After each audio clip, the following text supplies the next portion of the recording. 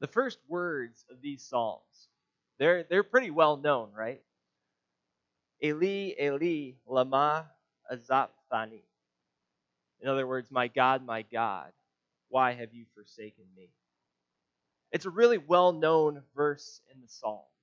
And this verse, it begins a series of about 20 verses in this psalm that can be kind of tough for us to read. It's a tough psalm because of the extent of the psalmist's pain. It paints a picture for us. It's a picture of a gaunt man, a broken man, a man who's in pain, and is not only abandoned by God, but he's surrounded by animals like dogs and bulls and lions who are looking to tear him to pieces. These things personifying his enemies who are trying to get him. And you read this wondering if what he's saying is actually real. Is he using hyperbole? Is it just a metaphor, or is it the real thing? Is this actually what he is experiencing? Can he really see all his bones? Are people really dividing up his garments as the psalmist just looks on at them? Are there actually animals trying to tear him to pieces? Are his bones really disjointed? Has he suffered some kind of torture, or is he just using these similes and exaggerations to express what he's feeling and experiencing? Is this just how he feels, or is it what he feels, or is it just both? Is it physical pain, or is he just experiencing this emotional, intense pain in his heart? And the answer is it doesn't really matter. Because what you can tell from these verses is that the psalmist, for whatever reason it might be, is suffering. He's in pain. You can see his grief and you can hear the helplessness of his voice, asking for God to save him and reminding God, trying to keep him accountable, reminding God of his mercy in the past and not being afraid to say that God has forsaken and abandoned him. His language at times in the psalm is actually incomplete. What I mean by this is that there's some instances in this psalm where we just have kind of half sentences that we have to kind of assume the meaning of in English. We kind of pencil in what he probably is talking about. For example, the text of verse 1 in the psalm, it says this, my God, why have you forsaken me? And then the second line goes like this, far from my salvation, words of my groaning. He has half sentences that he's using. And we can assume that he's implying the same question of why. And as we say in English, God, why are you far from my salvation? Why are you not listening to my ears of groaning? But the truth is, maybe what's happening here is that the psalmist is in such intense pain that is causing him to lose his ability to speak. He's speaking through his pain. He can barely get his words out. He can barely express what he's feeling. He's losing his ability to speak. And when he speaks, as we see later on in the verses of the psalm, as you look down at the words, he is when he speaks, he keeps going back and forth between what are called the I sections and the you sections of this psalm.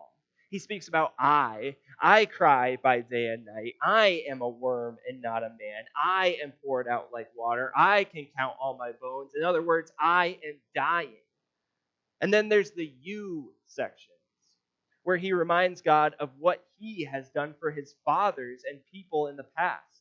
In you our fathers trusted. To you they cried and they were rescued. On you I was cast from birth. But you, O Lord, don't be far off.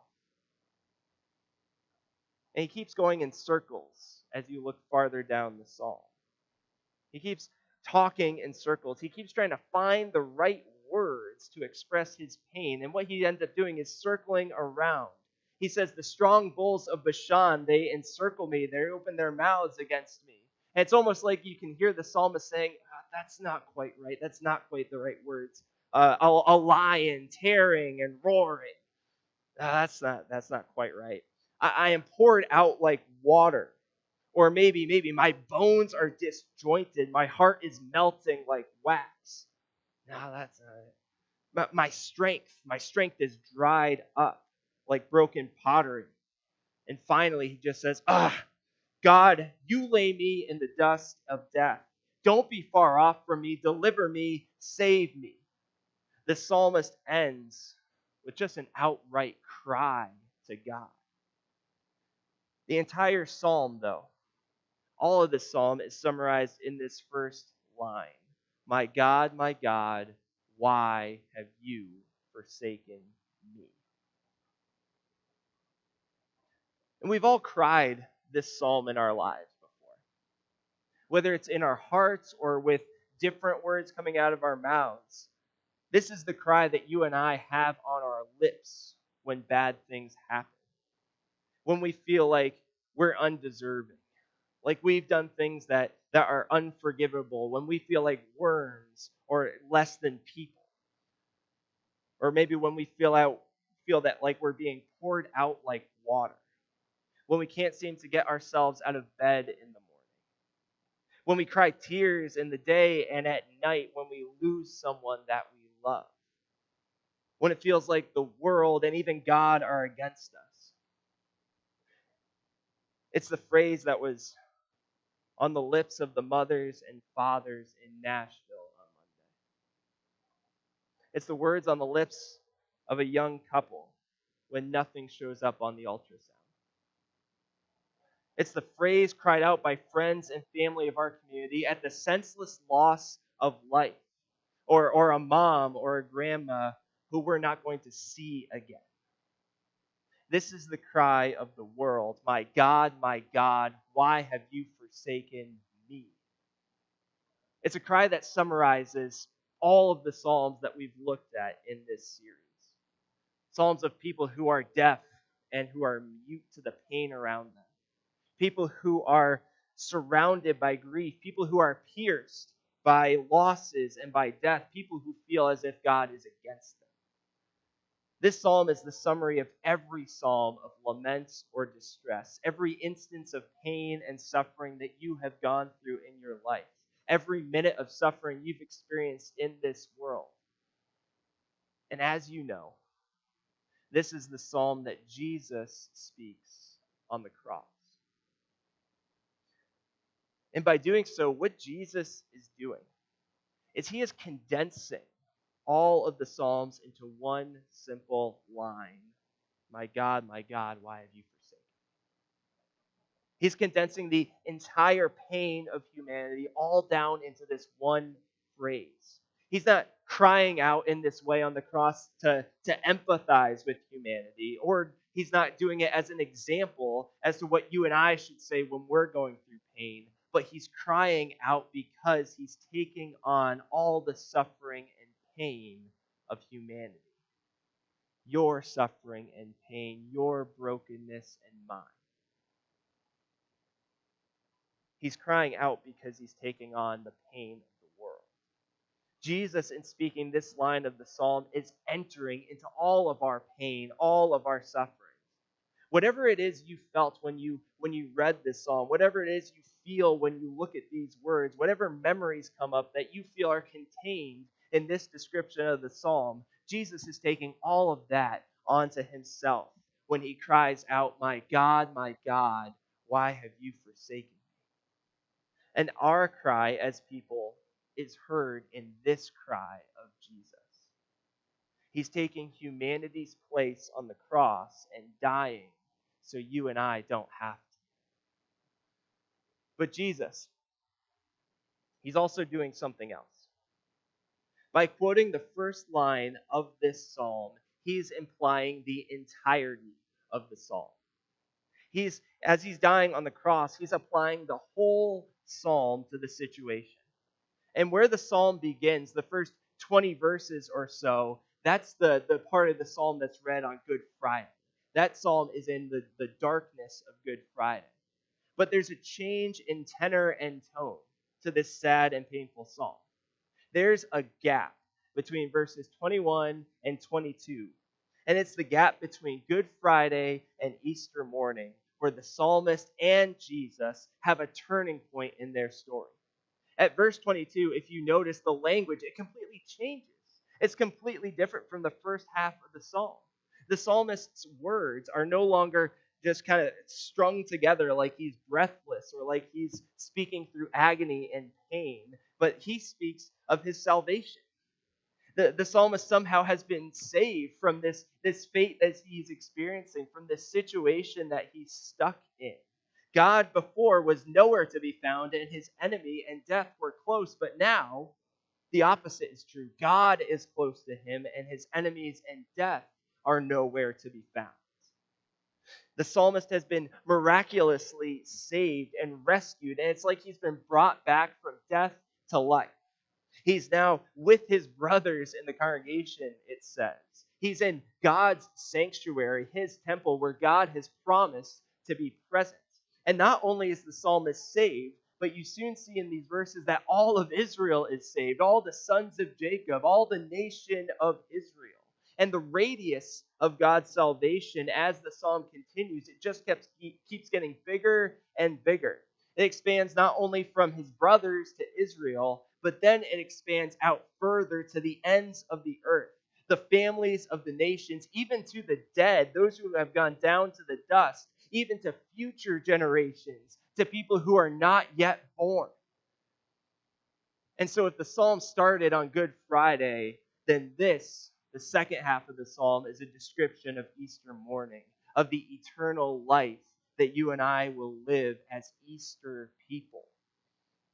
This is the praises of joy that rise when the silence of the tomb is broken after Jesus rises from the dead. It's the future that you and I get a glimpse of in the Gospels, when Jesus appears, when the dead rise, and the angels appear to bring the good news of the resurrection. It's the future of what you and I get to look forward to. We stand here tonight and we gather here every Sunday with our brothers and sisters praising God and being in his presence, just like the psalmist talks about. And when Jesus returns, that will be when we eat, like the psalmist talks about, when we worship, when we get to celebrate the feast of the resurrection and the reuniting of Jesus and the church, you and I and all those who have gone before us in the flesh, in person. This psalm, it's not just a psalm of pain, of laments, but it's the psalm to end all laments, to end all pain, to wipe away all tears, because Jesus' death, and this psalm, the verse that he speaks before he dies, it ends all death forever. And we look forward to life with him forever, just as the psalm says. Whenever I do graveside funerals, which if you've never been to one, it's when we go to the graveyard, we have the body or we have the remains, the cremation of the loved one who has passed, and we put that in the ground, and we commemorate that. And whenever I do one of these services, one of these committals is what we call them, I always talk about how Christians are Easter people. And what it means to be an Easter people is it just means that we look forward to the truth of Easter. We look forward to the truth that Jesus has risen from the tomb, and so will that body that's in front of us. That's the truth we get to confess, even in our mourning, even in our pain. And we even go ahead and we say the classic Easter refrain that we always say on Easter morning. We say, Christ is risen, and everybody says, he is risen indeed. Alleluia.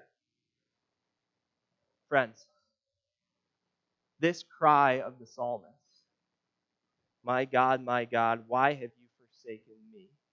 That's what you and I used to say. That's what you and I used to say.